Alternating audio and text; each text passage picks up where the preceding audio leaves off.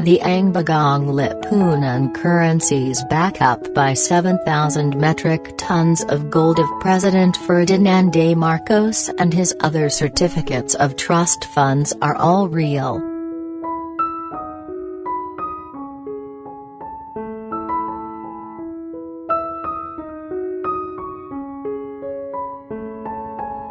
This is his letter of instruction in 1983.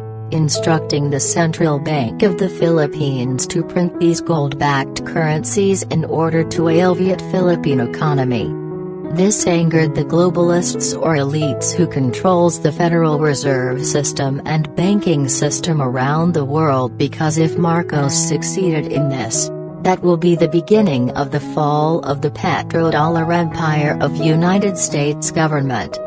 This is why they immediately imposed sanctions to the Philippines, and that is the cause of sudden decline of our economy during the time of Marcos' last term.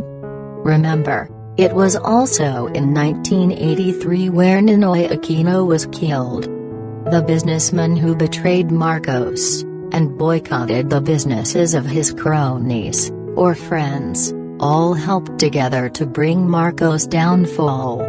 In 1985, the U.S. government, also known as U.S. Corporation of Washington, D.C., and some elites that are in IMF and WB tried to persuade Marcos to change or abandon his plan and make considerable reforms in Philippine economy, yet Marcos remained straight to his vision and grand plan.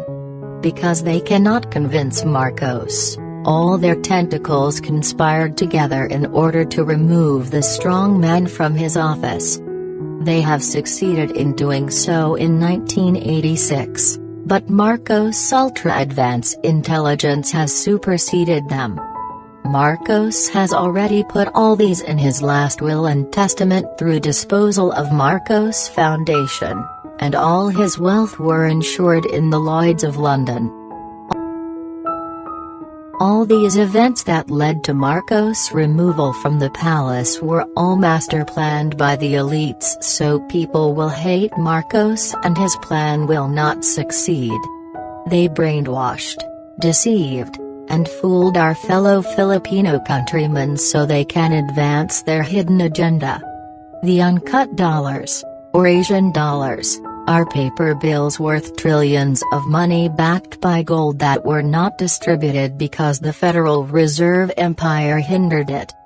The International Bank for Reconstruction and Development, IBRD, or simply known as World Bank, and the International Monetary Fund, or IMF, are actually backing up Marcos' plan because they knew the truth about Marcos' wealth enclosed in trust account and cloaked in secrecy for the benefit of the Filipino people, because that's their original purpose.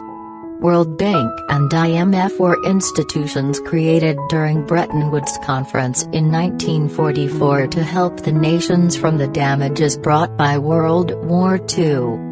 World Bank and IMF were operating under the Bretton Woods system, which is to provide collateral loans based on pooled assets, or the wealth of nations, including Marcos' wealth, based on gold standard. However, the World Bank and IMF's original purpose were put into dormancy in the international market after President Nixon declared the non-convertibility of gold into dollars, probably because of the pressures from the elites.